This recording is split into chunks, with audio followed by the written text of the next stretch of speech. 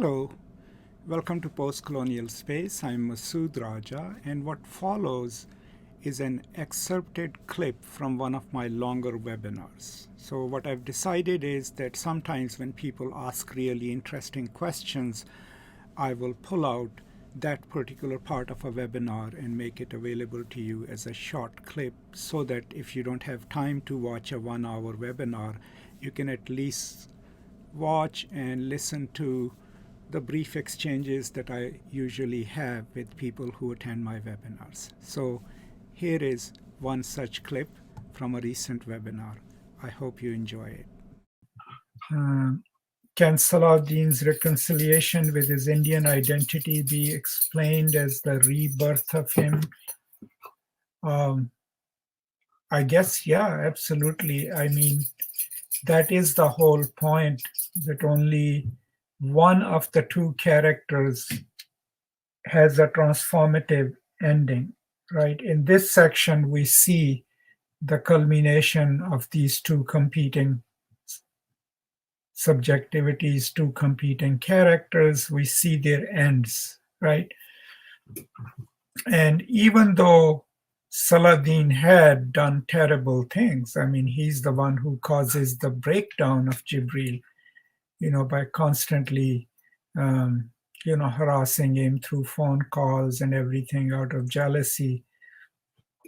But he's also a character who comes around, who reflects on his own actions, on his own points of view.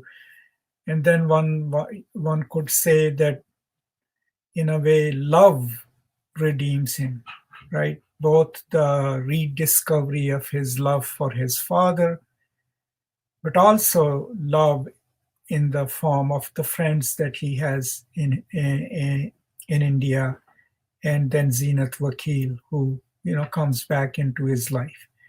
So yes, absolutely, we could see it as his rebirth. We don't know where he will end up. Do you really jettison one identity and replace it with another, or can you reclaim your old identity that you had left behind to become a British citizen? But there is hope for him. So the summary of this section is that Saladin gets a telegram that his father is seriously ill, and he immediately rushes back to India. On the way there, he is with Sisoda, right, the movie producer. They're traveling together. He gives him a ride, and they had met before too, once, but briefly. And then it's mostly he dealing with his father's wife and the Aya, the woman who had raised him, who had also been a kind of a mistress to his father, and he taking care of his ailing father, and realizing in that process that both of them had forgiven each other, right? And he gets to take care of him a little bit before he dies, and he sees everyone else coming and paying their respects to him. And then he has inherited pretty much everything other than the two houses. The estate is divided into 3 parts, and he gets his share of it. But eventually, when both of those women pass away, the entire heritage, whatever his father has left, is likely to be his. In the process also, he reconciles or meets Zeenat Vakil again, and they start becoming part of the local community too. So he is, in a way, reclaiming his native identity, and he already has a circle of friends to support him in that venture. And that obviously gives us an idea that it is a kind of rebirth.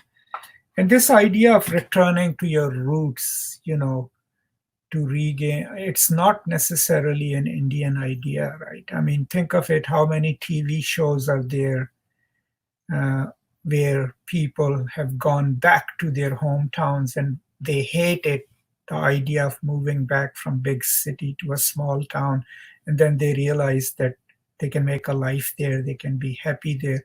It is great, big in Hollywood mythology, also going back to one's roots in traditional British novels as well as American novels, to seek strength from one's past or from one's native land or native home. So it's kind of plays into the same trope. From about the last section, is it accurate to believe that Rushdie was admiring the determination and journey of the people? Yeah, I think Rushdie, throughout the novel, he stays pretty ambivalent. He doesn't stake his stance as an author or a narrator on one.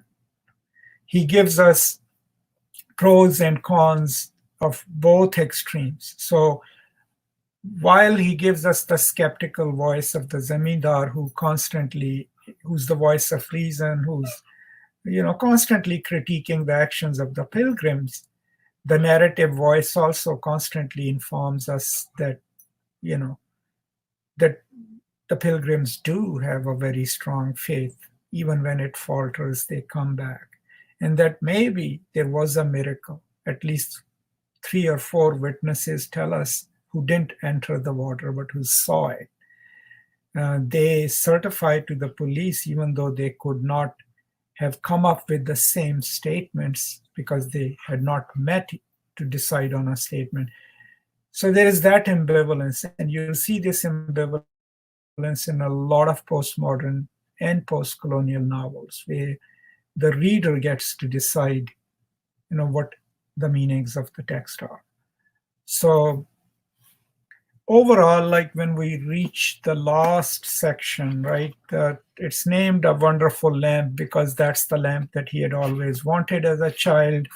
And, the story, and someone had a question, is it from Aladdin, the lamp? No, it is and it isn't. It's not from Disney's Aladdin, okay?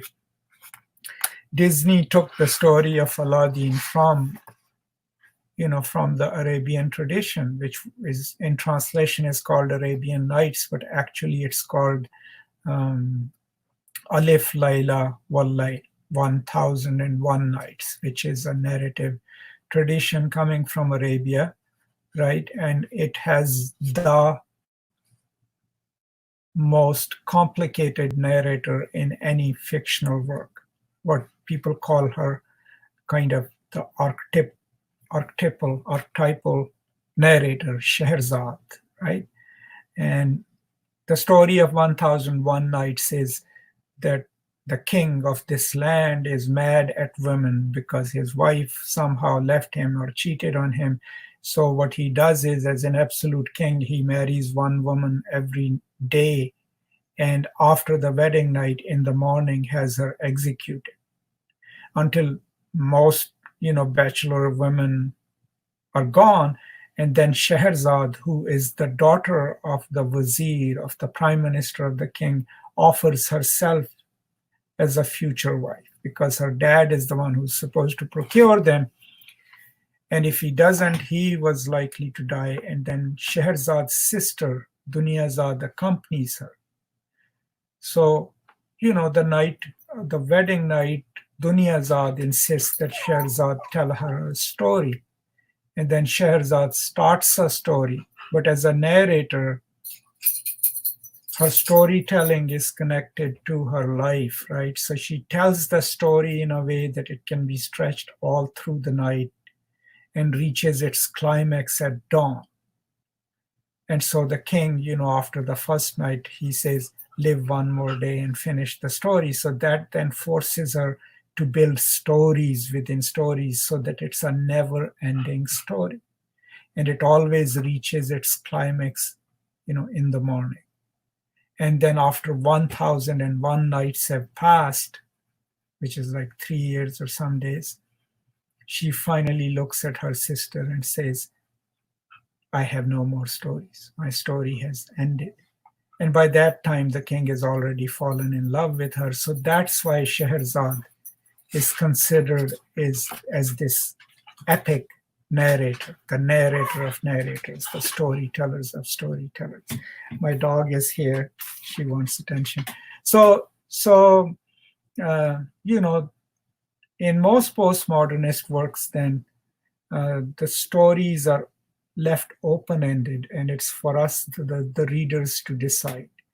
So in this one too, the lamp, right? He gets the lamp, but obviously there is no jinn in it.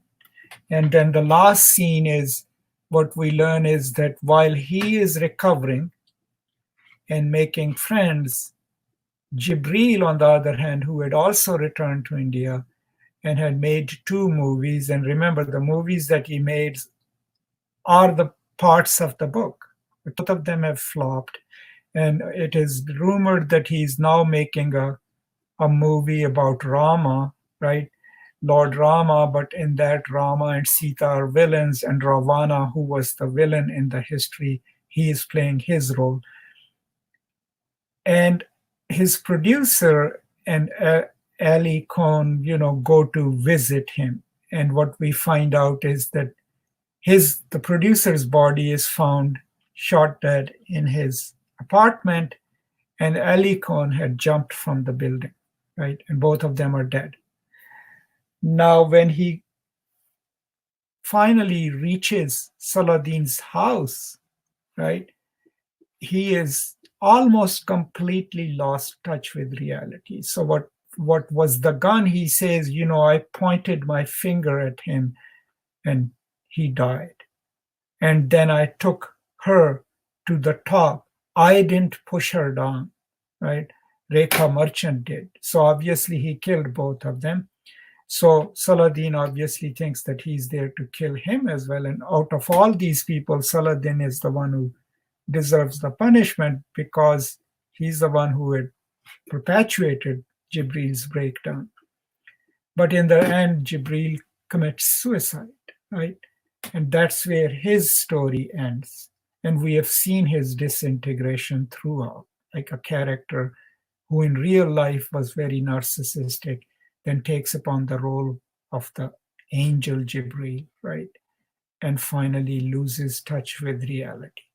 On the other hand, Saladin, by the end of the novel, is being given a second chance, right? He may not deserve it, but that second chance is coming from his reconnection with his own culture and heritage, and through love, right? And that's what we can conclude the story on. Thank you so much for watching or listening to this brief clip. If you are interested in the longer version, the link will be in the description and you can watch the whole webinar. Thank you so much for your support. And as always, if you have any questions, any concerns, you can always post them in the comments and I'll be happy to respond to them. If you have a moment and if you haven't subscribed to the channel yet, please do so now so that you get timely notifications of whatever is happening on this channel. Thank you for your support. Stay safe, and as always, from me to you, peace and love.